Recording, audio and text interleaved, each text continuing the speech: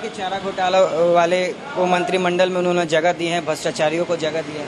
अब बिल्कुल देखिए, इस तरह की बातें लगातार हो रही है, कोई नई बात नहीं, बार बार ये बातें आती हैं। और बीजेपी के लिए सबसे बड़ी चुनौती है, सबसे बड़ा संकेत है कि क्या बीजेपी जो 2024 का मिशन, जो कह सकते हैं कि एक बड़ा मिशन है, आप देखिए कि बीजेपी के तमाम लोग वहां थे और नीतीश कुमार जी में जो मुख्यमंत्री हैं वर्तमान में, उनकी एक आदत है बहुत कुछ वो बोलते नहीं हैं। और उन्होंने कहा कि हम काम करते थे कि हमारे जो सहयोगी हैं रविकांत, लगातार आप भी रविकांत देख रहे हैं इन सब चीजों को, ये भी कुछ बताएंगे आपको क्या लगता है आपको रविकांत की किस तरह के पूरे समीकरण तय हो रहे हैं कि 2024 का जो मिशन है बेहद महत्वपूर्ण है बीजेपी के लिए भी, और जो कह सकते हैं जेडीयू, आरजेडी और तमाम दलों की बात करें तो विशेष तो आप भी कुछ बता सकते हैं क्या इस पे होगा? बिल्कुल, अमित शाह जानते हैं कि बिहार में अब जैसे कि नीतीश और लालू एक हो गए हैं, तो नीतीश और लालू जब एक हो गए हैं तो अब उनको यहाँ पर उस तरह से मेहनत करना पड़ेगा। जैसे याद होगा संजीव जी 2015 और 2015 में जिस प्रकार से मोदी और शाह की जोड़ी को यहाँ पर शिकस्त मिली थी, लालू और नीतीश की जोड़ी से, तो 2024 लोकसभा में कई लोग यह बताते हैं कि लोकसभा में वोटिंग नरेंद्र मोदी के चेहरे पर होती है। और ये बात भी सच है, चाहे कोई कितना भी कुछ कह ले, नरेंद्र मोदी प्रधानमंत्री के लिए एक सबसे बड़े मजबूत चेहरे हैं, इसमें कोई शक नहीं है। तो कई वोट लोकसभा के तौर पर वहां जाते हैं, मगर ये बात अमित शाह को भी पता है। सीमांचल से वह इसकी शुरुआत कर रहे हैं। समझिए कि 1.5 साल बाद है लोकसभा और 1.5 साल बाद है, आप देखिए कि अभी से ही जुट रहे हैं। मतलब समझ सकते हैं कि कितना बड़ा टास्क है मोदी और शाह के लिए। राष्ट्रीय अध्यक्ष जेपी नड्डा हैं, अमित शाह दौरा कर रहे हैं। सभी लोग जानते हैं कि अमित शाह की संगठनिक क्षमता क्या है। उत्तर प्रदेश में दिखा चुके हैं, बिहार में कई बार दिखाने आते हैं मगर फुस हो जाते हैं, इसमें कोई शक नहीं है। अमित शाह ने एक सवाल भी किया है जदयू के राष्ट्रीय अध्यक्ष ललन सिंह ने कि उन्होंने भ्रष्टाचारियों को जगह दी है अपने मंत्रिमंडल में, बिहार के मंत्रिमंडल में। अब क्या ऐसे में सीबीआई पे वो दबाव डालेंगे? हाँ देखिए, ये तो बात हो गया कि अभी जो उन्होंने आधा घंटा का स्पीच दिया उसमें सीधे लालू और नीतीश को सबसे ज्यादा घेरे कि दगाबाज आदमी है। मतलब कि एक तरह से ये छोड़ के जाने, और लालू जी को भी आगाह कर रहे हैं। खैर लालू जी तो इतना पॉलिटिक्स समझते होंगे, उदाव पेच की कैसे ये लोग कर रहा है अमित शाह और मोदी। तो अमित शाह का मेन मकसद था नीतीश कुमार को डैमेज करना और लालू जी के बहाने नीतीश जी को घेरना। तो नीतीश कुमार को यहाँ पर वो पूरी तरह से कह सकते हैं कि पूरे अपने भाषण में एक्सपोज कर रहे थे कि नीतीश जी आपने पहले देवीलाल के गुट में के साथ क्या किया, फिर जॉर्ज जी के साथ क्या किया, शरद यादव आपके अध्यक्ष थे क्या किए। तो इन तमाम चीजों को जुड़ाकर वह यह लालू जी को भी बताना चाह रहे थे। बिहार की जनता तो जानती है और वो तमाम चीजें अमित शाह की पैनी नजर थी। जॉर्ज फर्नांडिस की जो बातें हुई, समता पार्टी, जनता दल यू, ये तमाम जो चीजें बनी, उस पर अमित शाह ने कह सकते हैं कि नीतीश कुमार को एक्सपोज किया है। मगर बिहार की जनता फिर भी 2014 के लोकसभा में नीतीश कुमार को 16 से 16.5% वोट दी थी, आरजेडी को फिर भी 20% मत थी। तो वो चीजें तो नहीं न छूटेगी। कांग्रेस के पास भी कुछ न कुछ आया, वाम दलों के पास भी 2% वोट कहीं ना कहीं है, तो इन चीजों को तो नकार नहीं सकती है।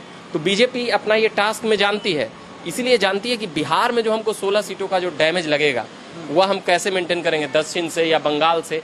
बिहार में तो खैर इस बात में कोई शक नहीं है कि अभी महागठबंधन मजबूत है, होगी भारतीय जनता पार्टी दुनिया की सबसे लोकतांत्रिक पार्टी है, उसकी संगठनिक क्षमता। मगर लालू और नीतीश ही जब एक हो गए तो आपकी कई सीटों पर बढ़त, लगभग 30 सीटों पर अगर 2014 ही लोकसभा से जोड़ लें, मगर अब दोनों एक साथ हैं, तो सबसे बड़ा जो फैक्टर काम करेगा, क्या आरजेडी का वोटर जदयू को दे रहा है या नहीं, या जदयू का वोटर आरजेडी को दे रहा है कि नहीं। यहाँ पर ही बिल्कुल यहीं पर कुछ चालबाजी हो जाए तो हो जाए, बीजेपी सेंधमारी कर ले तो कर ले। जंगल राज का भी चर्चा किया है कि जंगल राज, पूरा जंगल राज का ही चर्चा कर रहे थे। नीतीश कुमार की गवर्नमेंट को ही घेर रहे थे। वो अपनी योजना कम बता रहे थे, उनके जो भाषण से लग रहा था अमित शाह की, उनकी अपनी योजना कुछ ऐसी थी नहीं और कुछ भी नहीं। केवल नीतीश और लालू को आप टारगेट करिए, आपको यहाँ पर वोट भंज जाएगा। बिहार की जनता जानती है कि भाई 15 साल लालू जी ने कैसे राज चलाया है, नीतीश कुमार ने कैसे राज चलाया है। तो ये दोनों 3 दशकों से यहाँ का धुरी बने हुए हैं, इन दोनों को कोई टक्कर नहीं दिया है। जब भी देते हैं तो एक दूसरे ही टक्कर देते हैं और नीतीश ही टक्कर देते रहे 2 दशकों से। तो कहीं ना कहीं अब इस पर अमित शाह सीधे तौर पर नीतीश कुमार से ही टकराना चाहते हैं, इसमें कोई शक नहीं है। सीधे तौर पर नीतीश कुमार से ही टकराना चाहते हैं, तो क्या टक्कर फिर वही जंगल राज, भ्रष्टाचार, यही टॉपिक रहेगा कि फिर कुछ बिहार में विकास की लहर सच में बहेगी? देखिए, सबसे बड़ी बात है कि जंगल राज या तमाम बातें जो हो रही है, ये चीज़ें पुरानी हुई हैं। ठीक है, आप क्राइम का जो बात है, निश्चित तौर पर जनता जो है क्राइम से दूर रहना चाहती है। जब ये बात आती है ना कि जब आरजेडी की गवर्नमेंट हटी तो ऐसा कहा जाता है कि मतलब क्राइम बढ़ जाता है, हाँ, एक विशेष देखिए राज, एग्रेसिव हो जाता नहीं, ऐसी कोई बात नहीं। क्राइम की जो जहां तक बात है, जंगल राज आपने जो कहा, देखिए जंगल राज आज आप 21वीं सदी में है। आज आप पटना को, ये यूनिवर्सल ट्रूथ है, सच्चाई है कि 17 सालों में तस्वीर और तकदीर दोनों बदली है बिहार की। बीजेपी के साथ रहे हो नीतीश कुमार जी या फिर अभी नीतीश कुमार चला रहे हो। जहां तक आरजेडी में तेजस्वी यादव का सवाल है, तेजस्वी यादव भी ये चीज समझते हैं और लगातार वो देखिए आप कोशिश भी कर रहे हैं। जिस तरह से रोजगार की बात हो रही है तमाम, और वो भी जानते हैं, देखिए तेजस्वी यादव को भी पता है, आरजेडी के कुनबे को भी पता है कि और विकास, रोजगार, इन सब ये चीजें बहुत अहम हैं। और दूसरी बात, जो वोट बैंक का समीकरण है बिहार में, वो है और आगे भी रहेगा, इसमें कोई दो राय नहीं। लेकिन अमित शाह ने जो इंडिकेशन दिया है, बहुत सारे इंडिकेशन, जिस तरह से सीमांचल ही क्यों, देखिए सीमांचल ही क्यों चुना गया? देखिए सीमांचल में उन्होंने ये कहा कि ये जो देखिए आप गौर कीजिए, उन्होंने ये कहा कि जो सीमांचल का इलाका है उसमें जो यहाँ की जनता है वो सुरक्षित है, वो नरेंद्र मोदी वहाँ सब कुछ देख रहे हैं। यानी कि कहीं ना कहीं उन्होंने इशारा किया, बहुत सारी बातें आ गई, घुसपैठ और ये और तमाम कई सारी चीज़ें हैं इसमें, एक लंबा कह सकते हैं ये डिबेट का सवाल है। लेकिन जिस तरह से उन्होंने आप पूरे इस टॉपिक में देखिए कहा है कि जो सीमांचल का इलाकों पर कहा है, या फिर जो कहा है कि विकसित राज्य बनाने का बात है, तो भाई विकसित राज्य आप थे, आप कई सालों तक साथ थे। कई बार विशेष राज्य का दर्जा मांगा गया नहीं मांगा गया, कई बार मांगा गया। तो अगर विशेष राज्य का दर्जा, विशेष पैकेज की बात होती कि विशेष पैकेज मिल रहा था, तो बिहार विकास भी किया, ऐसा नहीं कि नहीं किया। लेकिन अब सवाल उठता है कि राजनीतिक दृष्टिकोण से अगर आप इसको देखें तो कई सारे समीकरण, हमारे अभी सहयोगी ने बहुत सुलझी हुई बात कही उन्होंने कि क्या है बिहार का समीकरण, सत्ता के इर्द गिर्द जो घूम रहा है।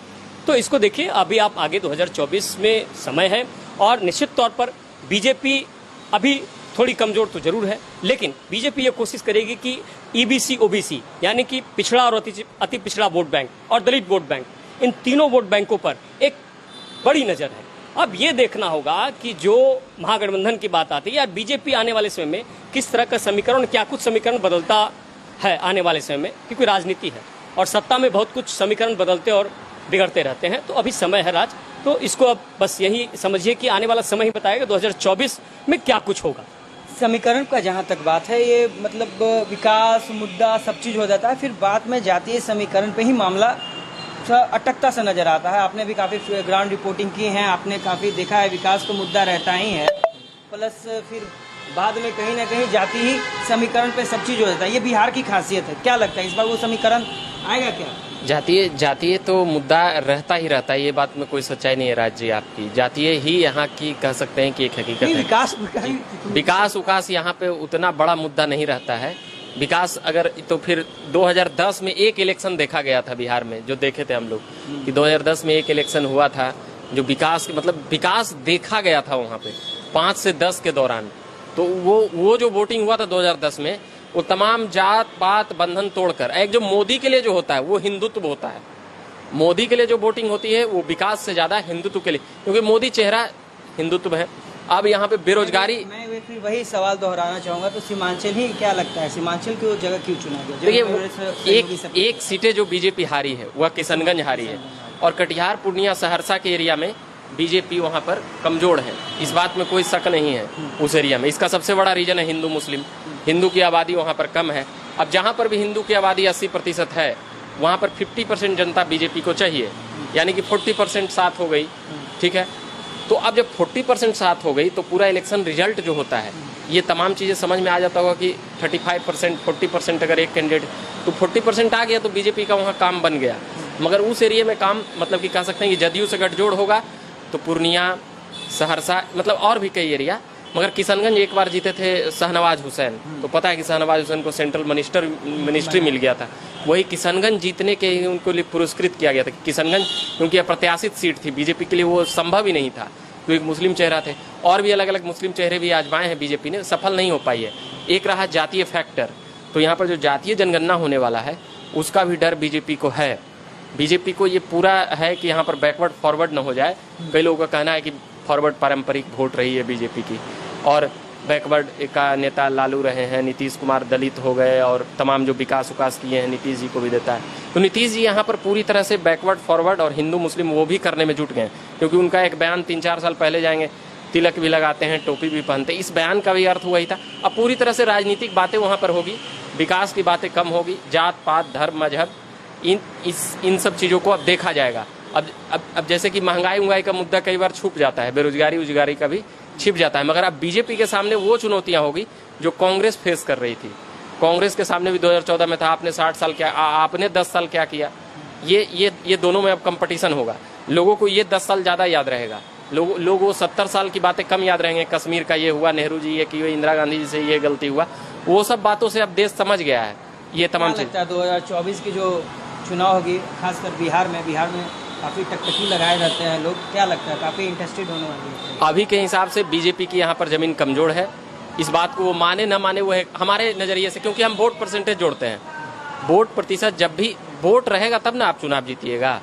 वोट अभी लालू नीतीश और जो इनके घटक दल हैं, जैसे मांझी को ही तोड़ लेंगे, 2-4% उधर से, कुशवाहा जी को तोड़ लें, फिर एक और हो गए चिराग पासवान, तो उनके साथ मतलब धुक चुक में हैं ही, मगर एक सहनी है। तो इन तीनों को अगर तोड़ लेते हैं, मांझी, कुशवाहा और सहनी, तो आप समझ जाइए कि बीजेपी यहाँ पे वोट परसेंटेज में क्या ये लोग आएंगे तो वोट परसेंटेज में अकेले में बीजेपी सबसे मजबूत है, अकेले में बीजेपी सबसे मजबूत है। मगर एक बड़ा फैक्टर लालू और नीतीश है।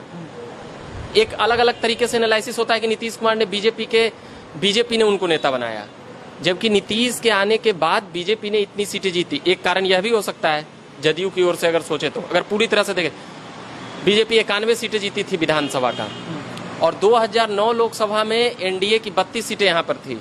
2014 में 31 सीटें होती है मोदी लहर में, और फिर 2019 में 39। मतलब नीतीश के साथ रह करके बीजेपी ने अच्छा जीता है, बिल्कुल, क्योंकि लालू को टक्कर देने वाला एक पिछड़ा समाज का नेता चाहिए था। नीतीश से बेहतर चेहरा कोई था ही नहीं। ये भी बीजेपी को वहाँ पर बीजेपी ने भी फायदा लिया, नीतीश ने इसका बहुत फायदा लिया। 30 साल से उनकी राजनीति ही उसी पे चल रही है, बीजेपी के साथ साठगांठ करके। बिहार में तो कई जगह यही सवाल भी रहते हैं कि यहाँ पे कोई चेहरा नहीं है। चेहरा में क्या जब बात आ जाती है, जैसे आपने चेहरे पे बात की, हाँ, तो क्या लगता है बीजेपी किससे चेहरा बनाएगी या फिर मोदी के ही चेहरे पे? बीजेपी के पास इतना व्यापक संगठन है कि वो कहती है कि हमको चेहरा का आवश्यकता नहीं है, मगर बिहार में 1-2 चेहरे जो भी बनाए, वो नीतीश कुमार का चेहरा इतना बड़ा है, लाख कह लीजिए उनका संगठन कमजोर है, तमाम चीज़ें कमजोर है, मगर आज बोल देंगे कि आज हमारा विधायक का जरूरत है, आपके साथ गठबंधन करेंगे, 1 दर्जन मंत्रालय देंगे, कल होकर सब जैसे संघम सरनम गच्छामी होता है ना, उसे नीतीशम सरनम गच्छामी लोग कर लेंगे। 12 को आदमी मिनिस्टर बन रहा है जाके वहाँ पे दरबानी तुरंत। 2017 में क्या हुआ था, शायद 28 जुलाई 2017 वह तारीख था, यही हुआ जो आरजेडी के लोग अभी गाली दे रहे थे नीतीश को, तो उस वक्त वो हुआ, बीजेपी साथ चली गई।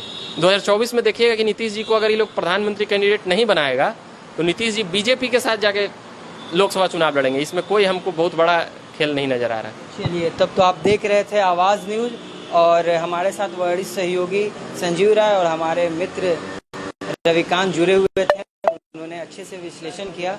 अगर ये वीडियो आप हमारे फेसबुक पे देख रहे हैं तो हमारे फेसबुक पेज को लाइक करें और ज़्यादा से ज़्यादा शेयर करें।